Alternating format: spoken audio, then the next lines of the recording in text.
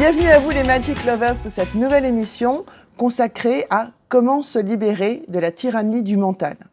Pour nous éclairer sur cette thématique, nous recevons aujourd'hui un homme que j'adore, Jonathan Liman. Vous le connaissez certainement sur le nom de Les Antisèches du bonheur, ou peut-être avez-vous lu son livre Le journal intime d'un touriste du bonheur, ou bien écoutez-vous ses méditations sur son application Seven Mind. Dans tous les cas, c'est toujours un bonheur. Jonathan, pour vous le présenter en quelques mots, c'est un homme qui a eu, allez, on va dire 2 vies très différentes. La première, il est avocat à Wall Street, c'est le succès, c'est la vie qui a l'air super, extérieurement, mais pas intérieurement. Et un jour, c'est cette vie intérieure qui a pris le dessus, et il s'est dit, mais en fait, c'est quoi le bonheur ? C'est quoi la paix intérieure ? Et tout ce truc dans ma tête, comment je peux faire pour que ça s'arrête et que je sois en paix et heureux.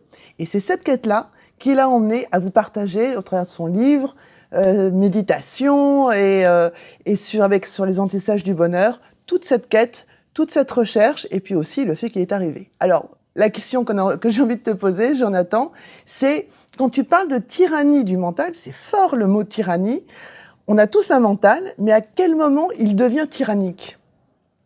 Il devient tyrannique à des moments où, enfin, il devient tyrannique dans ton sommeil, il devient tyrannique quand tu essayes de dormir, il devient tyrannique quand tu vas monter sur scène, ou tu as un examen, ou tu as raté ton train. Enfin, il peut être tyrannique à n'importe quel moment. C'est ça un des aspects de la tyrannie du mental. C'est qu'il vient et qu'il fait un putsch, en fait, et qu'il prend le contrôle de ton existence. Et qui te fait faire toutes sortes de choses qui sont pas nécessairement bénéfiques justement pour ton bien-être ou ta paix intérieure, comme tu disais tout à l'heure. Donc, si tu as des exemples pour que tout le monde, tous ceux qui t'écoutent là, soient bien au clair et qui se disent « Ah ouais, moi aussi, j'ai un mental tyrannique. En fait, j'en avais peut-être pas conscience, mais maintenant, c'est clair, il est super tyrannique, mon mental. » Si tu as des exemples concrets pour que tout le monde voit bien. Bah oui, enfin, il y en a trop malheureusement des exemples, mais le premier exemple, c'est le stress. Le stress, c'est la tyrannie du mental. Eckhart Tolle, il dit le stress, c'est d'être ici alors qu'on a envie d'être là-bas. Il peut y avoir des états où un stress va nous sauver la vie. Je traverse la rue, il y a une voiture qui vient sur moi, j'ai un coup de stress, ça fait une poussée de cortisol et puis j'arrive à me dégager très vite. Ça m'a sauvé la vie. Donc il y a une fonction vraiment bénéfique potentiellement au stress. Le problème, c'est que cette fonction bénéfique, c'est qu'une toute petite partie du stress que la plupart d'entre nous a tendance à ressentir. Le stress de j'ai trop de messages, je sais pas comment répondre, j'ai trop d'obligations, j'arrive pas à finir ma to-do list. Je vais jamais réussir à m'en sortir, je vais jamais réussir à faire ce truc pour cette deadline. Tout ça, c'est du stress qu'on ressent énormément et qui en général est contre-productif. Et c'est un stress qui se manifeste par une petite voix qui vient nous dire t'y arriveras pas, t'en es pas capable, tu vas avoir des problèmes. Elle va nous dire t'es nul, elle va nous dire t'es moche, elle va nous dire tu sers à rien, t'as pas d'amis, tout le monde te déteste. Enfin, ça peut aller très loin. Tu sais, il y a cette image que j'adore d'Ann Harris, ce journaliste américain qui a fait une crise de panique en direct à la télé et qui a découvert la méditation, qui a écrit un bouquin dessus. En anglais, il l'a appelé 10% Happier. Et dans la préface, il dit qu'il aurait aimé appeler le livre « La voix dans ma tête est une connasse ». Et c'est vulgaire et j'en suis désolé, mais ça retranscrit bien quand même le fait que on a tous une petite voix dans la tête. Et c'est une voix dans la tête qui peut nous aider à ressentir de la gratitude, à être créatif, à connecter avec soi-même, avec autrui. Mais c'est aussi une voix qui crée de la tristesse, de la frustration, de la colère, de l'angoisse et beaucoup beaucoup de pensées et d'émotions qui vont de inutile à toxique. Alors justement, toi, comment est-ce que tu as fait pour pouvoir te libérer de cette partie, en tout cas de ces voix qui avaient des messages toxiques et qui du coup restreignaient ton expérience, restreignaient tes capacités pour justement favoriser celle qui te pousse à la créativité, qui te pousse à l'expansion? Le premier truc à dire déjà, et qui est important, c'est que je ne m'en suis pas libéré du tout définitivement. Que c'est un travail quotidien et que j'y travaille toujours et que je pense que je continuerai à y travailler toute ma vie. Donc je prétends pas du tout m'être libéré de cette tyrannie du mental. C'est juste que c'est comme si avant d'en avoir conscience, j'étais sur un ring de boxe sans savoir que j'étais sur un ring de boxe et que je me prenais des coups toute la journée et que j'étais dans le noir et que j'ai enlevé le masque, mais j'ai toujours un Mike Tyson en face de moi. C'est juste que maintenant je le vois et maintenant j'ai appris une ou deux parades. Euh, comment est-ce qu'on fait pour euh, il y a deux façons euh, principales pour apprendre à se libérer le plus souvent de la tyrannie du mental. Il y a une approche qui est d'apprendre à porter son attention ailleurs que sur le mental. Et il y a une approche qui est comment est-ce qu'on porte son attention sur le mental d'une façon qui est justement bénéfique et qui va permettre de transformer la frustration en créativité et le stress en gratitude. La première approche, qui est l'approche où on prête attention à autre chose que le mental, c'est la méditation. La méditation, c'est quoi? C'est tout simplement porter son attention sur l'instant présent. Le mental nous parle que du passé et du futur. Euh, Quand je rentre en méditation, si je décide de choisir comme encre l'air froid qui entre, l'air chaud qui sort, je vais réussir pendant quelques instants à porter mon attention sur l'instant présent. Et immédiatement, le mental va se mettre à me parler, il va me dire qu'est-ce que tu as à faire cet après-midi, il faut que tu rappelles machine, j'espère que ce truc-là, ça va se passer, etc., etc. Donc tout le travail de méditation, c'est un travail où je prends conscience que la voix est en train de me parler, mais j'arrive à me désidentifier de cette voix, c'est-à-dire je ne suis plus cette voix dans la mesure où j'arrive à voir cette voix, à entendre cette voix, et à dire non, je ne vais pas donner d'énergie à la voix, là je suis en train de méditer, et je vais ramener mon attention à l'instant présent, à l'encre que j'aurais choisi, que ce soit la respiration, que ce soit les odeurs, les bruits, l'encre qu'on aura choisi pour méditer. Et ce travail de méditation, c'est un travail qui vient muscler l'attention. C'est comme si j'allais à la salle de sport et que je levais des haltères pour muscler mes biceps. Quand je fais ce travail de méditation, je muscle mon attention. Parce que moi, ça fait des années que je médite, et tous les jours quand je médite, il se passe la même chose. Il y a la tyrannie du mental, il y a la petite voix dans ma tête qui me parle. Une fausse croyance par rapport à la méditation, c'est que méditer, c'est s'arrêter de penser. C'est pas possible de s'arrêter de penser. Il n'y a pas de bouton off. Le mental, il est compulsif, il produit des dizaines de milliers de pensées par jour. Une estimation, c'est entre 30 et 120 000 pensées par jour. La plupart inutiles, certaines toxiques. On ne peut pas s'arrêter. Mais en revanche, on peut apprendre à remarquer quand on est en train de penser et à ce moment-là, à rediriger son attention. Une image que j'aime bien, c'est l'image d'un bateau dans une mer d'iceberg. On ne peut pas arrêter le bateau, mais tu peux rediriger la trajectoire du bateau. Donc c'est un peu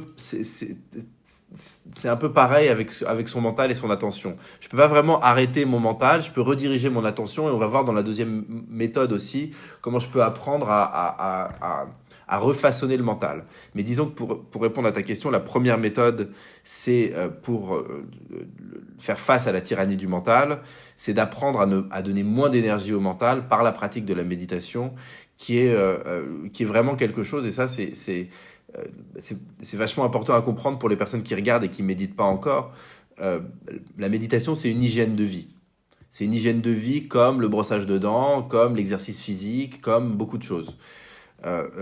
Et c'est, moi, je recommande de pratiquer la méditation une dizaine de minutes par jour. De préférence, si on peut, le matin, avant le petit déjeuner, pour pas qu'il y ait d'interférence avec la digestion. Moi, de tout ce que j'ai fait dans ma vie, c'est vraiment la pratique qui a le plus changé les choses, qui m'a le plus permis d'observer le mental, et notamment quand il crée des pensées qui sont inutiles, voire toxiques, et réussir à pas rentrer dedans de façon automatique et réactive. Euh,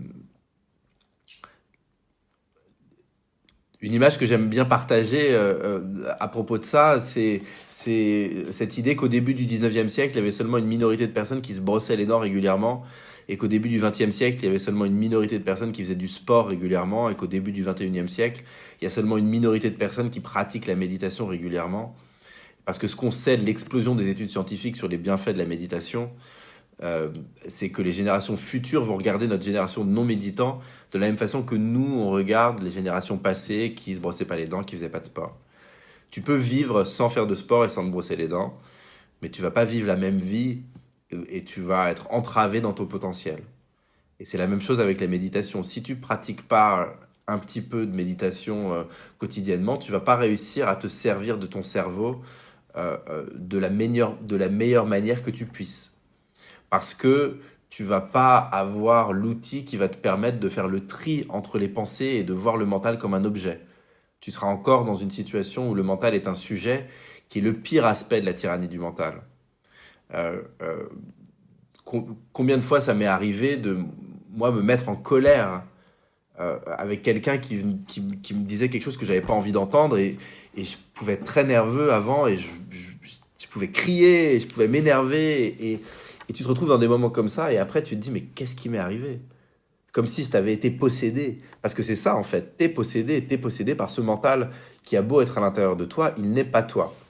Et la méditation, elle te permet justement d'empêcher ce grip du mental. Le mental, il va plus pouvoir te posséder. Il va pouvoir hurler, et tu vas l'entendre hurler. Et moi, j'ai toujours des pensées de colère qui me hurlent dans la tête. Mais aujourd'hui, grâce à la méditation, je sais les observer, et je sais avoir un dialogue avec mon mental, dire, écoute, on n'a pas besoin de ça, tu te tais, c'est pas nécessaire. Alors, je dis pas que ça marche à 100% du temps, mais 99% ou 90% du temps, j'ai réussi à changer ça et à justement pas donner l'énergie à ce contenu toxique qui est créé par le mental. On a bien vu donc toute cette partie sur la méditation, c'est super clair, oui. Ça donne envie. Oui. On comprend bien que c'est pas un remède miracle, mais c'est plus une pratique, une hygiène de vie qui permet d'avoir cette distance. Et donc la deuxième partie, c'était justement comment pouvoir peut-être mieux choisir les pensées, en tout cas les pensées qui sont plus créatives, de permettre aux pensées qui nous amoindrissent d'avoir moins de valeur, et aux pensées qui nous expansent d'en avoir plus de place dans notre vie. J'aime bien, j'ai jamais entendu penser qui nous expanse, mais ça me plaît beaucoup. Donc si la méditation, c'est apprendre à porter son attention ailleurs que sur le mental pour diminuer l'impact de la tyrannie du mental, la deuxième approche, c'est de se servir intentionnellement du mental, mais d'une façon différente. Et ça, pour moi, il y a deux grosses pratiques, en tout cas, dont je me sers au quotidien. C'est la pratique de la gratitude et la pratique des poubelles mentales. La pratique des poubelles mentales, c'est le premier truc que je fais quand je me réveille. C'est écrire dans mon carnet absolument tout ce qui me passe par la tête. C'est-à-dire, je me parle tout seul. Et je vide le contenu de mon mental pour savoir qu'est-ce que mon mental il a à dire. Qu'est-ce qu'il a à dire sur la nuit passée, sur la journée qui va venir, sur les problèmes du moment, sur les choses qui vont pas, les choses qui vont bien, tout, absolument tout. L'idée, c'est que quand les pensées, elles tournent dans la tête, on a du mal à y voir clair sur qu'est-ce que veut nous dire le mental.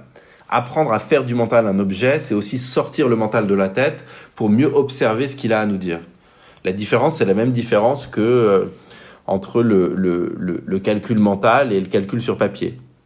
Tu peux faire, si je te demande de multiplier 24 par 37, tu peux essayer de le faire mentalement, tu risques de te perdre, alors que si tu le fais sur papier, tu vas résoudre en 2 secondes. Penser ses pensées en extériorisant le mental et statuer dessus, c'est la même différence. Donc c'est beaucoup plus facile quand j'écris ça m'a saoulé cette engueulade avec mon pote Steve, mais en même temps il abuse, il a un truc, bon, tu vois, t'as eu un truc, mais quand tu couches un truc comme ça sur papier, t'arrives beaucoup mieux à statuer dessus soit à dire, je sais pas, bon, allez, je laisse un peu de temps avant de lui reparler, que je me calme, soit, ouais, j'ai quand même abusé un petit peu et tout, mais t'arrives à voir beaucoup plus clair que quand ça tournoie dans ta tête, parce que ça manque c'est peut-être de séquencement. Je sais pas si c'est un mot, mais c'est ce manque de séquencement crée de l'opacité qui empêche de statuer et qui fait que tu vas radoter dans ta tête et que tu vas ruminer. Donc cette pratique, elle est essentielle et c'est la pratique d'extérioriser la pensée. On peut le faire à l'écrit en sortant les poubelles mentales. Moi, je le fais à l'oral quand je suis seul. Même quand je sais pas, j'ai une journée de libre et je sais pas exactement ce que je veux faire, pour savoir vraiment ce que je veux faire, je vais me parler tout seul à voix haute et me dire, bon voilà, tu pourrais faire ci, tu pourrais faire ça, qu'est-ce que tu as envie de faire, ça fait longtemps que t'as pas fait ça. Si quelqu'un te voit de l'extérieur, ça peut paraître un peu étrange, mais je me rends compte que c'est extrêmement utile pour justement encore une fois avec cette même intention qui est de se servir de son mental plus intelligemment. En l'occurrence, si je prends l'exemple de la journée de temps libre, je m'en sers plus intelligemment quand je fais des choses que j'ai vraiment envie de faire. Donc ça, c'est une partie de comment on se sert de son mental pour diminuer la tyrannie du mental. C'est tout simplement y voir plus clair, c'est les poubelles mentales, se parler tout seul. Et une autre partie, c'est la pratique de la gratitude. Et ça, c'est comment je vais refaçonner mon mental. Comment je vais changer l'allocation existante entre ce qu'on peut appeler le contenu positif et le contenu négatif de mes pensées. Pour comprendre ça, un truc important à comprendre déjà, c'est le phénomène neurologique de biais de négativité. L'idée que la pensée négative voyage plus rapidement dans le cerveau et qu'elle pèse plus lourd que la pensée positive. Si je te fais 9 compliments et 1 reproche, il y a des très grandes chances dans 3 jours que tu te souviennes en priorité du reproche. Et ça, c'est une propriété du cerveau humain qui nous a permis de survivre quand on était encore des chasseurs-cueilleurs et qu'on était au milieu de la chaîne alimentaire et qu'on se nourrissait de la moelle dans les os et que donc il fallait qu'on fasse attention aux charognards et aux prédateurs qui pouvaient vouloir nous manger et qu'il fallait vraiment privilégier les signaux négatifs aux signaux positifs. Le problème, c'est qu'aujourd'hui, on a changé le logiciel de l'être humain. On n'est plus dans un mode survie, mais dans un mode bonheur. Et ce biais de négativité, il fait que ça nous met des bâtons dans les roues inutilement. L'exemple des 9 compliments et du reproche, il est bon, parce que si on te fait 9 compliments et un reproche, si tu recherches le bonheur, il n'y a pas de raison que tu te concentres en priorité sur le reproche. Et ça se ressent. Je pense qu'on est beaucoup à ressentir parfois. T'entends des gens dire « Oh là là, j'ai passé une journée de merde ». Qu'est-ce qui s'est passé qui a fait que t'as passé une journée de merde? T'as eu 2, 3 choses qui se sont passées. Qu'est-ce que t'as crevé un pneu? T'as été dans les embouteillages. Tu t'es engueulé avec quelqu'un. Bon, t'as eu des désagréments dans ta journée, mais t'as vu des choses magnifiques. T'as mangé à ta faim. La plupart des choses ont fonctionné. C'était à énormément d'égards. C'était une journée.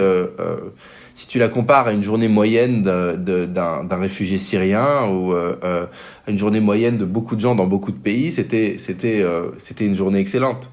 Mais ce biais de négativité qui fait que ton cerveau se concentre plus sur les problèmes fait que tu as l'impression que t'es pas bien. Et le bonheur, c'est subjectif, et donc quand tu as l'impression que t'es pas bien, t'es pas bien.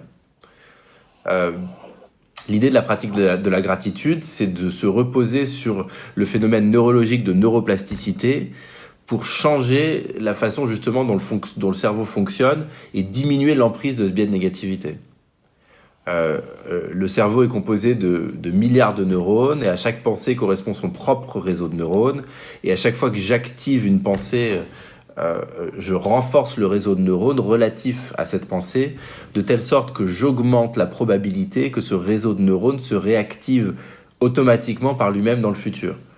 Sachant qu'il y a une partie de notre pensée qui est intentionnelle, délibérée, et l'autre qui est automatique, qu'on ne contrôle pas. Ce que ça veut dire, ça veut dire qu'il n'y a aucune pensée qui est anodine. À chaque fois que je dis oh là là, mon voisin il m'énerve ou j'aime pas quand il pleut, et bah non seulement tu es en train d'affecter ta réalité dans l'instant présent, mais tu es en train d'envoyer un signal à ton cerveau de s'il te plaît, ressors-moi cette pensée dans le futur. Parce que tu renforces le réseau de neurones relatif à cette pensée. Et donc, comprenant ça, tu peux décider, et c'est ça la pratique de la gratitude, de renforcer les réseaux de neurones relatifs à des pensées qui vont te mettre bien.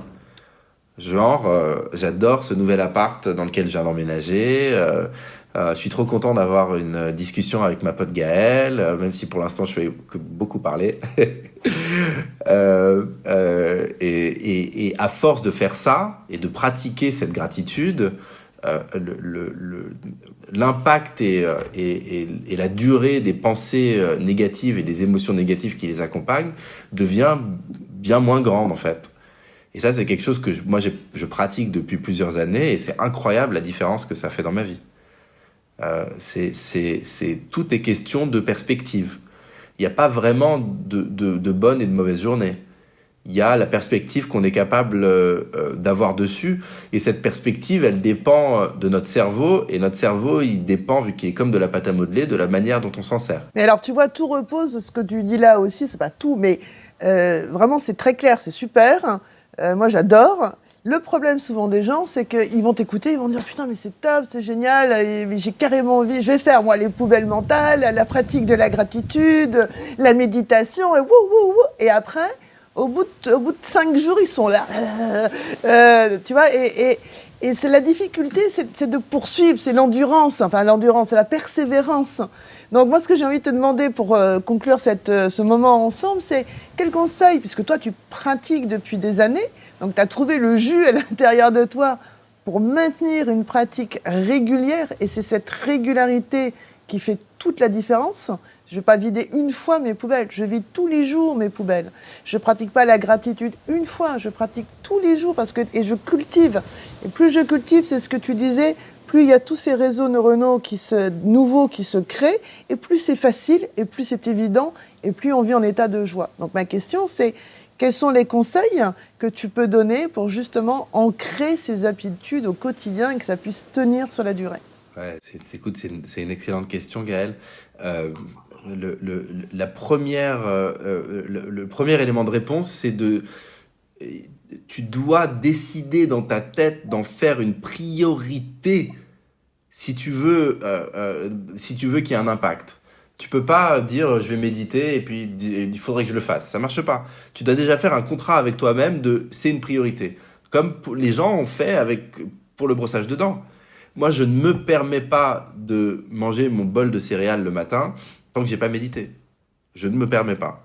Donc, je l'ai mis très haut dans ma liste de priorités.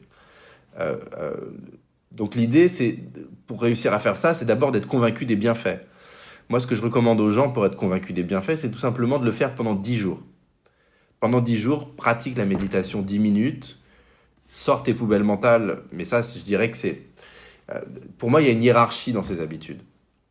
Pour moi, c'est vraiment la méditation et la gratitude en numéro 1 et les poubelles mentales, si tu veux te donner le temps pour un petit plus, en numéro 2. De ce que je ressens, si tu veux, de l'impact et de ce que je sais des recherches sur la question. Donc, essaye pendant 10 jours de méditer 10 minutes si tu peux le matin. Et la gratitude, c'est aussi simple que de dire 3 à 5 choses pour lesquelles tu es reconnaissant quand tu prends ta douche, le temps que l'eau devienne chaude. Si tu prends des douches chaudes. Si tu prends des douches froides, le temps que tu t'habitues à l'eau froide sur tes pieds. Je dis ça parce que j'ai commencé à prendre des douches froides récemment et au début je mets un peu de temps quand même. mais moi je fais ça à chaque fois que je prends ma douche, je dis merci pour le super chocolat de chez Marcolini que j'ai mangé hier soir. Merci pour la super conversation que j'ai eue avec Gaëlle.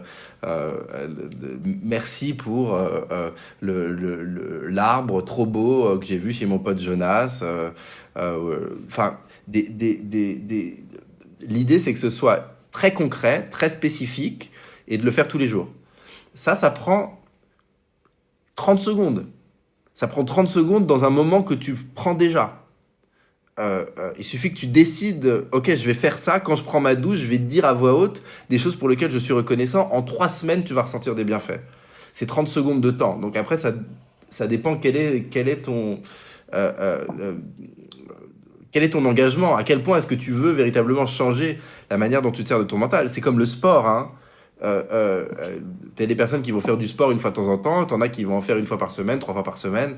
Euh, euh, Ça dépend aussi quelle est ton envie par rapport à tout ça. Euh, Moi, ce que j'ai essayé d'élaborer avec les antisèches, c'est justement des tout petits trucs. Donc, pour la gratitude, le faire dans sa douche 30 secondes. Si on veut faire la voie royale, c'est le soir avant de se coucher, dans un carnet, c'est 3 minutes. C'est juste 3 minutes et ça nous permet de mieux dormir, ça nous permet de vraiment faire le point sur toutes les bonnes choses qu'il y a eu dans notre journée. Et le meilleur conseil à donner, c'est d'être vraiment spécifique, pas juste de dire merci pour ma famille, merci pour mes amis, merci pour mon travail, mais vraiment merci pour... j'ai toujours des trucs de bouffe dans la tête parce que je sors de jeûne. Mais merci pour la délicieuse salade manger. Voilà. Et pour la méditation, moi, c'est pour ça que j'ai créé une application de méditation. C'est pour aussi aider les gens à faire le premier pas. C'est comme les roulettes sur le vélo, si tu veux. Donc, tu prends une appli, tu peux prendre Seven Mind, mon appli, et tu t'appuies sur play, tu te laisses guider, et tu as fait ta méditation. Donc, tu n'as pas le truc où tu es seul et où tu te dis, mais est-ce que j'arrive vraiment à méditer? J'ai eu beaucoup de pensées, j'arrive pas. Voilà. Donc, en faire une priorité dans sa tête. Pour la méditation, essayer de le faire le matin avant le petit déjeuner. Se donner 10 jours pour voir les bienfaits et comprendre que pour que ça devienne une habitude, il faut entre 3 et 6 semaines. Mais après, il n'y aura plus besoin de l'exercice du pouvoir de la volonté. Et, euh, et voilà, ça répond à ta question. Ça répond très bien à ma question. Alors, c'est vrai qu'avec ton... J'ai une autre question, la dernière, vraiment. C'est avec ton livre, le journal intime d'un touriste du bonheur, on rentre vraiment dans ce qui se passe en toi et on te suit. C'est truculent, hein. Moi, j'ai adoré, c'est drôle, c'est profond, c'est génial. Donc, je rencontre bien ce Jonathan-là. Mais moi, ce qui m'intéresserait, peut-être que tu dises de façon courte, c'est pour bien voir les bienfaits et sur le long terme. Je veux dire, entre le Jonathan que tu étais avant de commencer, quand tu étais encore à Wall Street, etc., et ce Jonathan-là, aujourd'hui, maintenant, avec tout ce parcours, en quoi, finalement, la méditation, tout ce que tu as raconté avec la gratitude, toutes ces pratiques, ont transformé celui que tu étais en celui que tu es aujourd'hui? Quelles sont vraiment les grosses différences? Il y a tellement de différences, honnêtement. Déjà, le premier truc qui me vient en tête, c'est le mot joie. J'avais aucune compréhension de ce que c'était que la joie. Je connaissais que les plaisirs. Le plaisir du chocolat, le plaisir de la drogue, le plaisir de... euh, euh, Aujourd'hui, je suis capable de me sentir bien et de sentir la joie juste en connectant à ma respiration et j'arrive à avoir accès, pas tout le temps, mais j'arrive à avoir accès à ce... Eckhart Tolle, il parle de la simple joie d'exister. La première fois que j'ai lu ça, j'ai dit, mais de quoi il parle ce mec? Comment ça, la simple joie d'exister?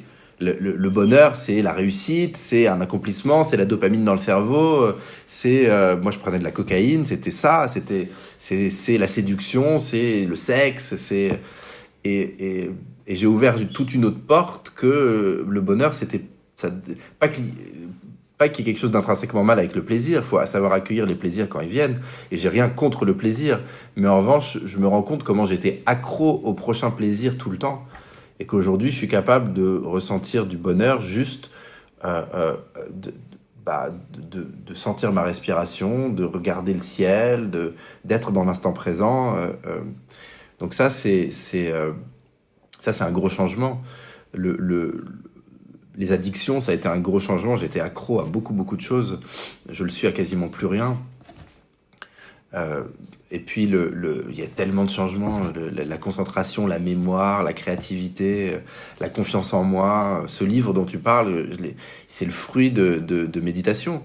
Euh, euh, le- il s'est un peu écrit tout seul après 100 heures de méditation, ce livre. Alors que pendant des années, j'essayais avec mon ego, avec mon mental, d'écrire un livre. Euh, le, le, le- J'arrive à écouter les gens maintenant. Pas tout le temps, hein. Mais j'arrive à écouter les gens, sincèrement, j'arrive à vraiment m'intéresser à ce qu'on me raconte.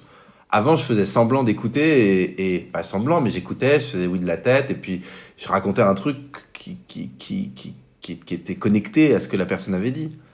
mais être capable de vraiment écouter la personne, être capable de lui poser des questions, être capable de l'aider à accoucher de sa pensée, être capable de l'aider à transformer ce qu'elle nous dit en cadeau, par exemple, c'est un concept qui était complètement inconnu pour moi auparavant. Et puis après, ça va plus loin. Là, je te parle dans des trucs un peu concrets et tout. Après, ça va plus loin dans des considérations qui sont même potentiellement plus mystiques, mais enfin, j'ai plus la même vision de ce que c'est que la vie, la mort.